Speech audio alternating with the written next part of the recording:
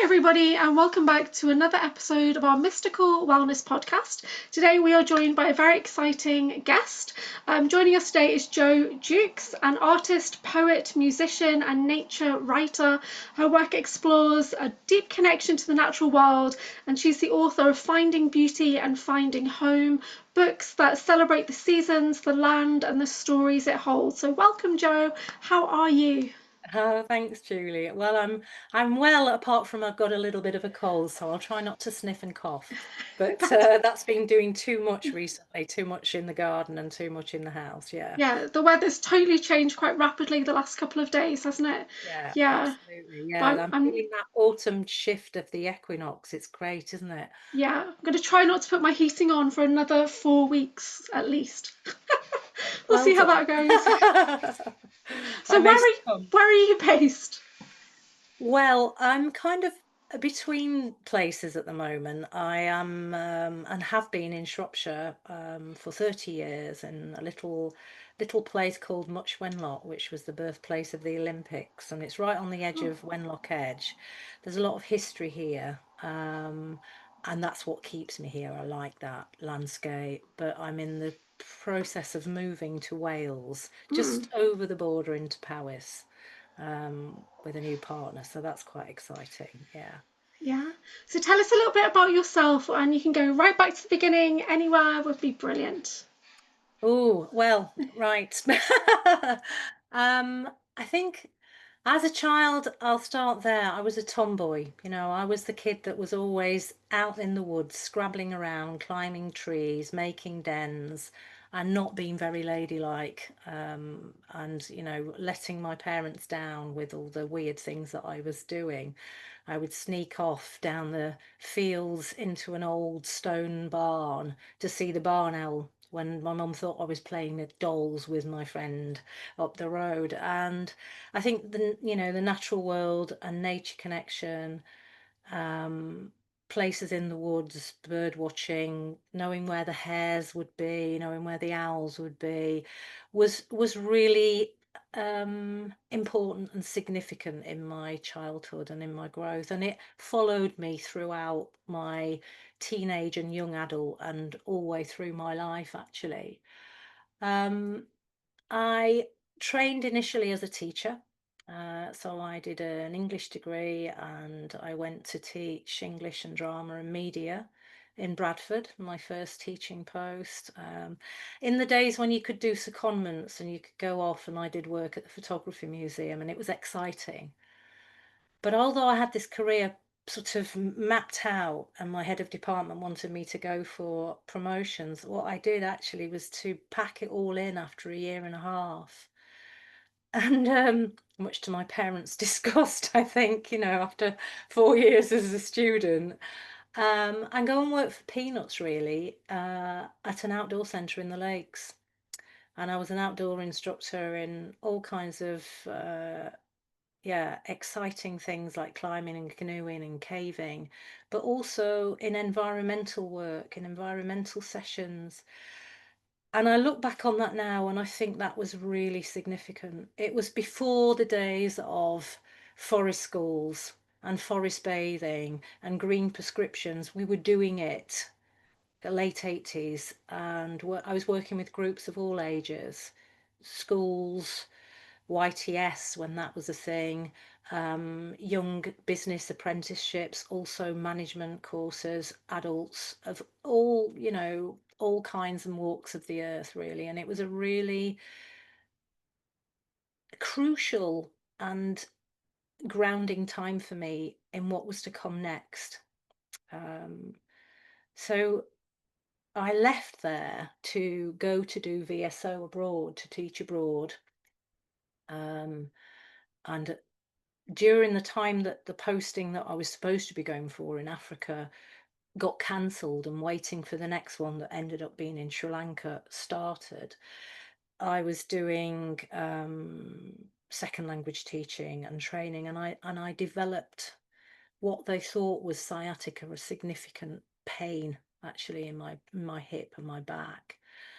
Um, and actually, I ended up coming back from Sri Lanka early with that after just sort of 4 or 5 months, and I was in such pain that I was in a wheelchair, and I was taken into hospital for about 8 months, during which time they did every test they could under the sun and couldn't find out what was wrong with me. And I was literally wasting away, to the point where I was in so much pain. I was on a lot of morphine, and I really got to the point where I thought, this is it. I'm not going to survive, and I don't want to. Um, and then I was operated on to find out what it was that was happening to me, and I actually had a diagnosis of secondary bone cancer at 27. And I was given 2 weeks to live, and I was told to prepare myself for my funeral with a Macmillan nurse. And it was utterly, utterly terrifying and painful. And I think this was really the life event, the near death life event that changed everything for me in a significant way. And it's why I sort of talk about it now, because actually I knew I was going to survive despite being told that I wouldn't. And I had 6 months chemotherapy, and they couldn't tell me that it had gone, and I had to have another 3 months, and there wasn't anything else that they could do. But I'd got a young registrar doctor who was only a couple of years older than me at the time, and I kind of knew that I needed to make him engage with me and my story. And I needed to not be just another number and a patient. And fortunately, he did. And at the time, they were just experimenting with a stem cell bone marrow transplant. And it was a very new treatment. They had no idea whether it would work. They'd never seen what turned out to be a non-Hodgkin's lymphoma, which is why it was treatable on me, present itself in the bones before. And because I got this guy, Stuart Laidlaw, and I will never forget his name, on my case, I got onto this program and I was number 3. The first person survived, the second person who I knew on the ward went in and died, and then it was me. And that was the thing that gave me my hope. And it's why I'm still here. And I started having strange experiences as a result of that traumatic event. I think I probably had PTSD, but it wasn't invented then, so there was no follow-up. But I remember being in the hospital, and I remember being in isolation, and you're zipped into some plastic sheeting, insulated room. And heard the zip go, and I felt a presence of someone come into the room, and I felt the weight of the bed move and shift, and the warmth of someone next to me putting their hand on me. And I opened my eyes, and there was nobody there. But there was somebody there, and I knew at that point I wasn't alone, and there were things that I couldn't explain, but I knew that I was going to be all right. Uh, and that was really kind of, significant point in my journey of healing, of transition, of how to get back into the world of life again after this thing. Um, yeah, so there's lots more I could go on from after that. I don't know whether you want another question before I do, but No, it's amazing. Yeah, carry on. It's beautiful. yeah, I mean, this was I was 28 then. I'd gone from being 26 to 28 with 2 years of really fighting for my life, and actually surviving, something that was given no chance at all. And I was altered. And I knew that I wanted to find out more about the world and life and different ways of looking at it, because at the time when that presence in my room in the hospital happened, my only way of kind of understanding that from my loose Church of England Methodist upbringing was that, was this God, was this whatever was it, what was it? But I actually felt it was my grandmother, grandmother, on my maternal side, being with me, an ancestor, and that thing of listening and feeling my ancestor as around me has actually stayed with me in my life. And I'm going to jump forward actually to something that happened probably about 20 years ago. My dad died very suddenly as I finished my cancer treatment. So that was very traumatic because I'd been fighting for my life and then he just suddenly went with a heart attack, bump, that was it. And before he'd died, he'd started looking into his family tree. And all my family are in Sheffield, north of Sheffield. And my grandparents and my great grandparents and their grandparents were miners. And they were people that originally had been moved off the land. They'd been rural workers, and the Industrial Revolution came along, and the Enclosure Acts came along, and they got, you know, moved into the cities for work. So my dad had actually traced back his great great great grandfather to Inkpen in Berkshire, which was a bit of a turn up for the books because we were, we were northerners, and there we were, and there's this southern ancestor. And when he died, my mum went on a mystery tour on a coach and ended up in Banbury, which was the county town of Berkshire, and she got this book, Stories of Inkpen, from the tourist information, and at the back of it there was a section that said, times of trouble, and there was a story of Henry Bailey. Now my granddad was Thomas Henry Bailey, and his granddad was Henry Thomas Bailey, and this guy was Henry Thomas Bailey, and they just kept swapping the names around. And he had been a rural labourer, and at 67, in December on a cold night, he'd been struggling to get back to his cottage, which was very close to the pub where he called in to try to warm up, and then people had found him and he died by the side of the road. And the story in the book was that they carved a cross into the sandstone wall at the place that he died. This is what some people did, to commemorate the area where a person had died. So when we went 20 years ago, after my dad had died, I took my mum down there with my son, who was about 7 at the time, and my husband, my then husband, and we wanted to find the cross in the wall. And it was about 100-metre stretch of sandstone wall. We found the cottage, which had been the pub. We found what was the place that he'd lived, which was this beautiful thatched house, which had been obviously several houses at the time.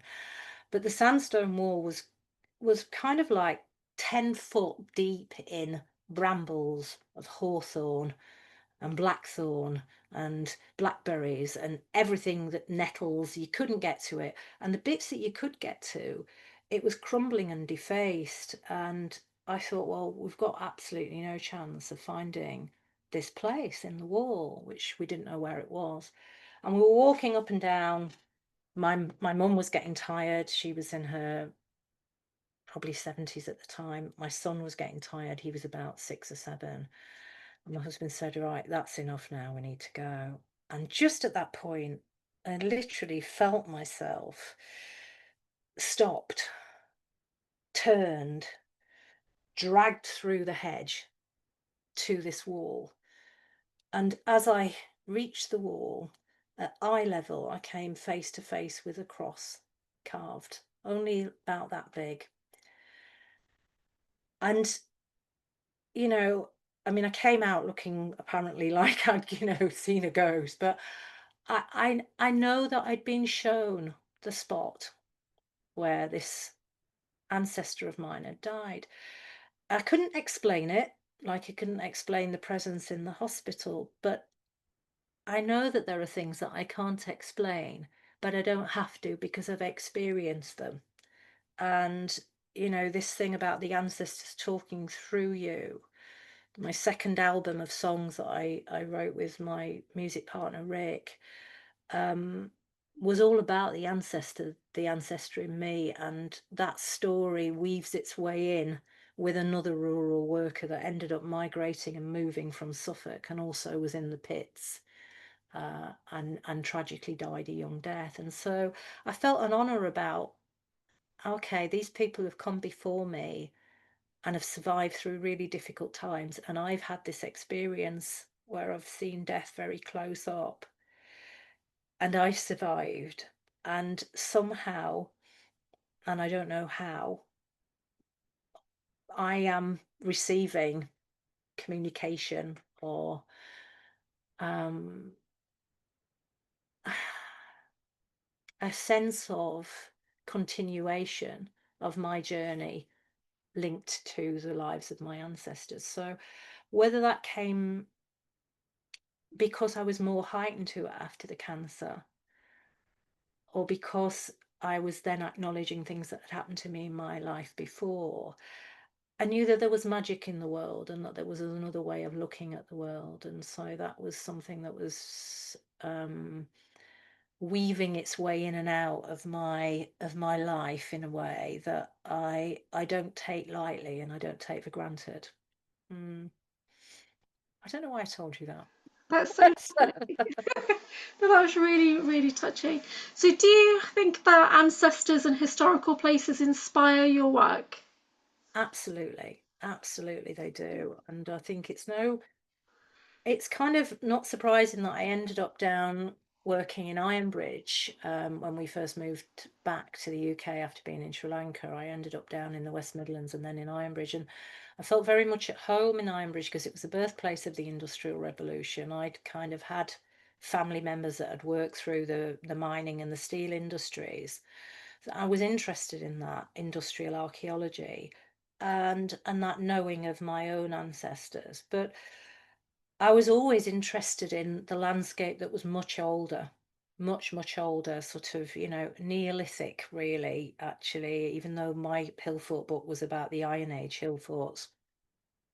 It was the standing stones, it was the stone circles that I'd been fascinated by, really, from teenage years. And I think when I first recovered from cancer, we took my mum down on holiday just after my dad had died to Wells, but we ended up in Glastonbury. And I'd never been to Glastonbury before. And I went into a bookshop. And I went into this bookshop, and the guy came up to me and he said, "You've been here before." And I went, "No, it's my first time that I've been here." And he went, "No, you've been here before. This is the book you want." It was all very Glastonbury. And he gave me this book. And it was all about the St. Michael and Mary ley lines that run from Cornwall all the way through across Britain. And I got into dowsing, and I got into dowsing by going to lots of standing stones around Britain and France. And I found them really powerful places to be. But it was that thing of, how we interact as humans with a landscape, and then we create something that's a place of significance. And we go to huge lengths to erect monuments, to honour the landscape and the effect that it has on us and the significance it has, because we're animals and we're interacting with the place that we're in, the seasons that we're in. And these places felt powerful for me, and they end up in my writing, they end up in my poetry, they end up in my songs, because I'm wondering about that relationship. And I know that when I was writing my first book, Finding Home, it was called Journeys with the Hill Forts of Shropshire, and I had no idea when I started writing it what I'd embarked upon. I actually was asked by my teacher, my shamanic teacher at the time, if I would make a set of oracle cards, because I was an artist and I was painting the hill forts. I was really interested in, and I was a walker. I'd been a mountain leader, from my time in the lake. And I was kind of really flattered by this, but at the same time, I didn't really use oracle cards. So I started doing the work and going out onto the land, and I started writing my own notes about each place. And I realized very quickly that I was writing a book, and I hadn't planned it, and I didn't know that I was going to do it. But I knew to trust my gut that this is actually what I had to do, not the cards. And I embarked upon this book, and I visited all the ancient Iron Age places of settlement and hill forts in Shropshire. And I didn't know the effect it was going to have on me, which was actually to root me in this place that I'm not from. Yeah, and that's why it was finding home. I'm not from Shropshire. And I felt a real pull to go back to the north, a real desperate pull for years. And I wanted to feel a right to belong. I didn't have family with me here. But what I realized is I had family. I had this family in the Iron Age. I was connecting through visiting all their places of occupation and seeing the land and seeing the connection between the sites, that I was feeling rooted and embedded in the landscape as I was doing this journey. And it was a really powerful and transformative experience to actually trust my gut to write that book, because that led on to me then writing songs, which I again had no plan of doing. And then that led on to me writing another book, which was all about, walking from my doorstep and the natural world and how I interacted with it here. But the music was this catalyst that I'd been asked to record my song Weaving the World, which was about a past life experience, an ancestral experience. And I got encouraged through working on retreats to record this song. I didn't know how I'd go about it, but then I ended up asking a friend who I knew had experience of that, and we'd played around fires together. He was a drummer, and we just clicked, and that relationship went poof, and we worked together and we became friends and we supported each other, and that grew, and now we've had three albums together, so it took me in a direction. Again, it's like I come back to that intuitive self of trusting to dare to do something that might be completely out of your comfort zone, that you might not know or have ever planned that you were going to do, but that voice inside feels right. And something that I learned from one of my teachers, actually, that I really go back to this a lot. She would say, there's four bodies within us. There's the intellectual mind, which in our modern day world, especially in the West, where we're not brought up in an animistic shamanic way, we shut down possibility. We pride ourselves on logic and reason and scientific explanations. We talk ourselves out of the experiences that we have to make them rational, to make them believable, to make them quantifiable, and you can assess them and you can test them and you can prove them. And that's what our brains do, reason. And then you've got your physical body, which when you're tired and you're hungry, and you need to sleep and you need to eat, and all those things that you feel pain. So you listen to your physical body, and then you've got your emotional self that's always in there as well, and those things can get out of balance. But the one other part of that, 4 parts, is the intuitive self, and that's the part that we shut down. We don't allow ourselves to listen. And I think that as I've got older, because I think leaping back to when I had cancer, I knew I was out of sync with my peer group. I'd had an experience that made me older than what I was. But because I didn't have my grey hair and wrinkles, people didn't understand that I'd had those experiences. And so I didn't always trust myself. I kept trying to still mold myself into this other way of being that was the norm.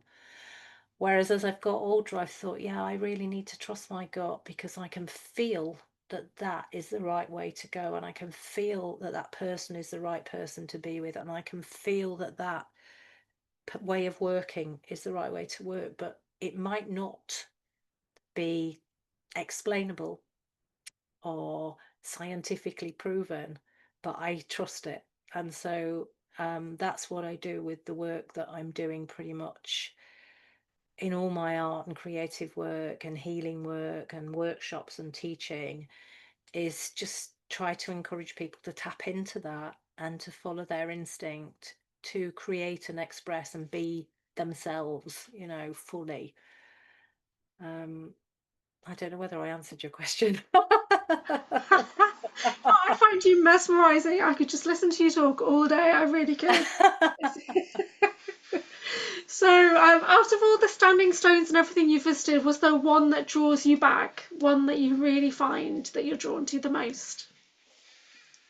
Well, I mean, I've got a few things. I mean, in terms of the hill forts, the one that started me off was actually Mamtor in Derbyshire, because that's near where I grew up, and that was my first hill fort, my first sort of walking. Down here in Shropshire, when I wrote about the hill forts here, there was a place called Burrow Hill Fort, which is just near Aston-on-Clon, and I had a most amazing experience there actually when I was with my dog, and I was walking around the several ramparts and ditches. It's multi-valets we call it, and two deer were in front of me, two roe deer, and they were not far in front of me. They were only probably about 15, 20 feet away, not far.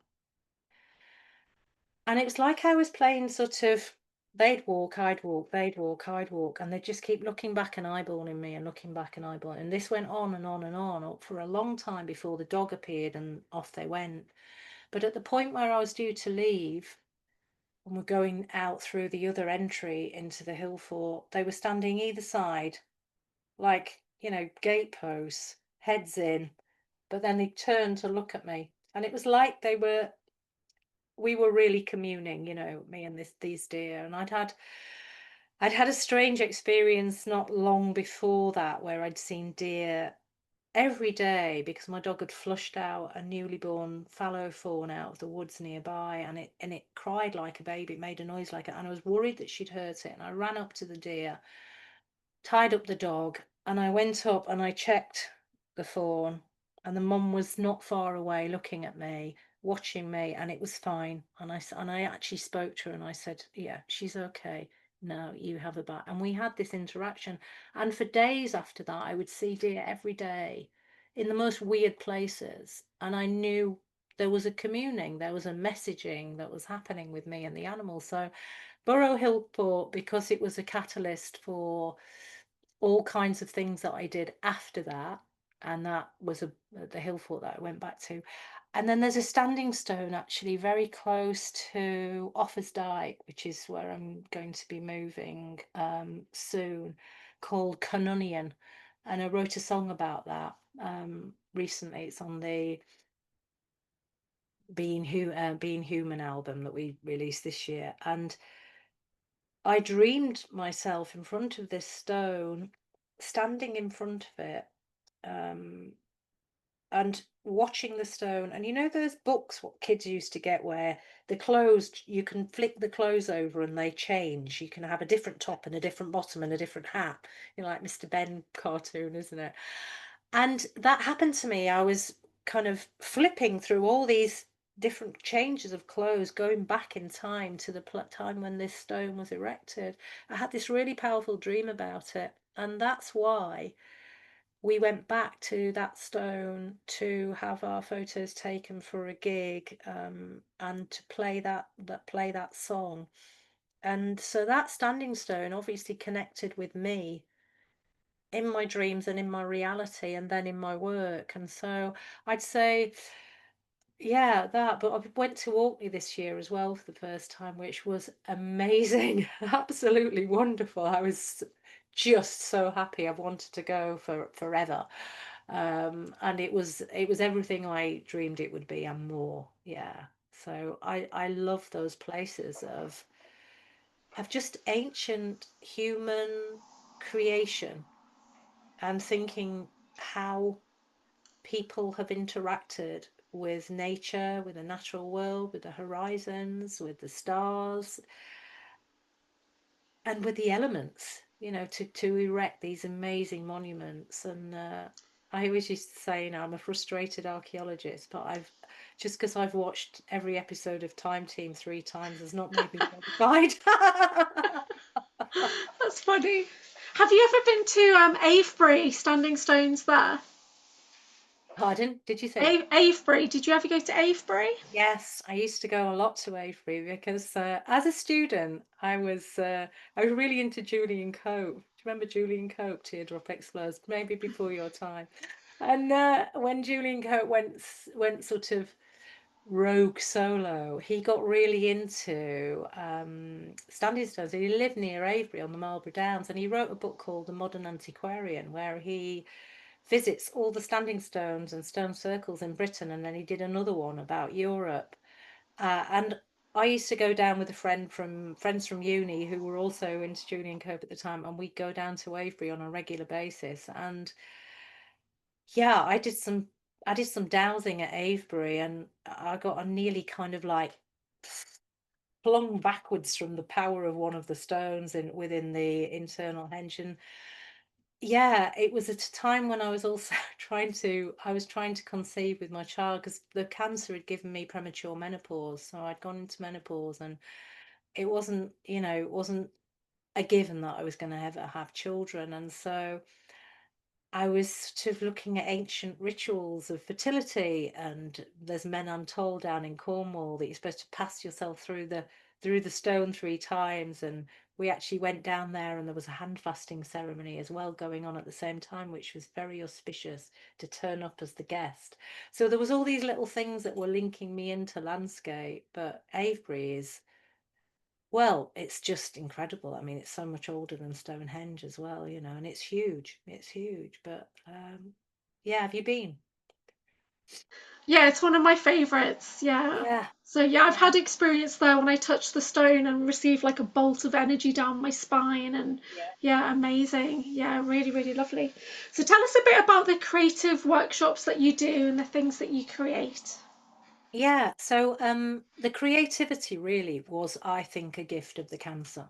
It was a catalyst. I went back into teaching once I'd recovered because I think I didn't know at that point what else I could do because that was had been my norm.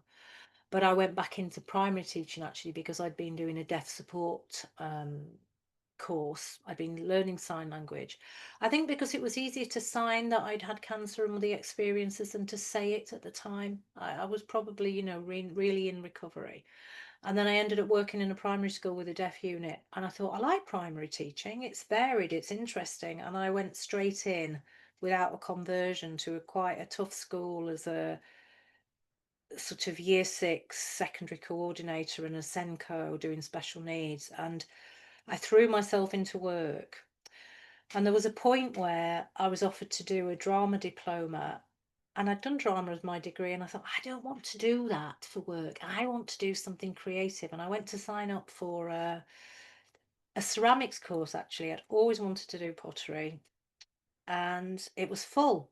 So I ended up on the silversmithing course at Stourbridge College for 3 years, not knowing I was going to do it. But then when I signed up and I went the first time, I went with a book, and I'd drawn all these things in this book that I wanted to make, and that set me off on a making. And I started selling that stuff, and people liked it. And then when I did have my son, which was through an egg donation, um, and it was a miracle, an absolute miracle. I started doing craft fairs, selling my jewelry, and doing more courses. And the next thing I knew, I was teaching enameling, silversmithing, pewter casting, glass fusing, all these things that I'd then done city and guilds in at a craft college in Shropshire. And I started teaching those courses to groups. So I worked with um, adults with additional needs. I work with carers. I work with young mums, teenagers at risk, drug rehabilitation, looked after children, a whole host of different groups that I was teaching craft to. But really the product it wasn't about what you were making. It was that creative healing. It was a therapy because it had actually been my salvation, I think, that I'd started making things. And you lose yourself in the making. And when you're making, you're freeing your mind and you're using this imagination, which I think is our gift as humans. We have this sixth sense, we have imagination, we have the ability to create images and stories and songs and art, and we've been doing it from our very earliest beginnings. I've just been to see some of the oldest cave art in the world in France this summer, just a few weeks ago. And when you look at that and you see what people did 36,000 years ago, you know that we were interacting with the natural world. We were communing with the animals and the landscape around us, not because they were prey and that was our livelihood, but because we were also inspired. We were in spirit with them. And so teaching courses for me is a bit of that, freeing people back to that way that we would have been attuned to the natural world around us without that kind of limiting, oh, I can't do this. The amount of people that say to me, I'm not creative, I can't do that, I can't draw, I can't do this. And so a lot of the retreats that I work on, the creative product, whether it's a drum beater or a rune pendant or a felted bag or a piece of, silversmithing, they're kind of irrelevant, really. It's the process of actually making something, looking at, the material and thinking, how and what will I make from that? And that's what I love about working with metal, I think, because it's an alchemy. You look at a piece of flat sheet metal, and I heat it up with a blowtorch, I anneal it, I get it really hot, I start manipulating it and texturing it and hammering it, and the metal tells me what it wants to be. I don't know. I kind of let my mind go loose and I think, what is it going to be? What am I going to make? And it's exciting because you're a conduit, really, for that creativity and that healing. And so that's why I teach the courses that I do, because I'm interested in what they do to people when you give them the opportunity to try something that they might have never done before. And I saw that most most extremely and most poignantly with a group of carers that I worked with up to lockdown, because lockdown actually closed down the place that we were working, unfortunately. And there were people that some had not really stayed on at school, they'd never had an opportunity, they were really having difficult lives looking after either very ill children or partners or parents, uh, and had never done any artwork, a lot of them. And I took them through sort of 4.5 years of everything I could teach them, every craft that I could teach them. So we did we did silversmithing, pewter casting, glass fusing, ceramics, weaving, felting, printing, herbal medicine, all kinds of things. And then eventually I kind of modified a City and Guilds design syllabus, and I got them to put on a mock exhibition and do presentations. And the transformation with these group of carers from the beginning of the journey to the confidence and the pride and the absolutely astonishingly fantastic work that they did. I was so, so proud. And I just thought, yeah, this is what freeing your creativity can do. It's a healing.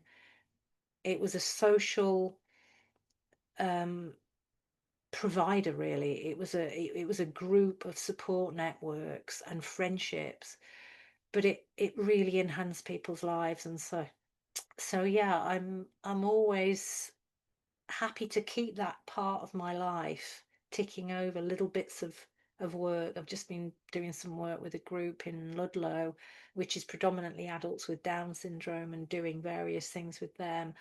And I don't do so much teaching anymore, because it's quite exhausting. And I've been going through quite a lot of things in my personal life, Hmm. as a carer as well. But I will always carry on doing workshops as long as I can, because I love to see what comes out, in the process for other people and their journey. Yeah. That's amazing. Tell us about because Rural Pathways in November, you hosting a workshop. Tell us a bit Mm. about that workshop, what people can expect. Right. So I'm calling that nest material, aren't I? I'm thinking that's what I'm calling it. I wrote this song called "I'm Making a Nest of My Hair," which yeah, I encourage you to go and listen to because the words sort of say it all. It's on our website, on our music website. And I was approached by a lovely guy called Phil Barnett, who's a poet, and he wrote a book called "Birds Knit My Bones Together." Again used nature as a healing. He'd had ME, been wheelchair bound, very poorly with it, and he watched birds for years and he wrote lots of beautiful poetry. And he'd approached me about doing some collaboration. And I just thought, oh, this song would work perfectly well with the ideas that we'd got of making workshops. And I proposed this workshop to him. Unfortunately, we did not get Arts Council funding. Shame on Arts Council, because it would have been absolutely wonderful for people. And I'm still hoping that it might come off. But I went out. I collect flayed hedgerow wood.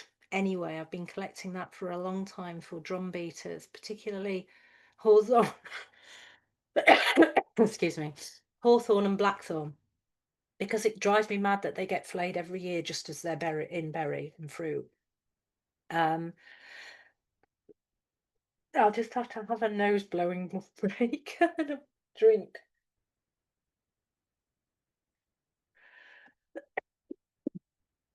And I thought, wouldn't it be great to make sculptural nests from flayed hedgerows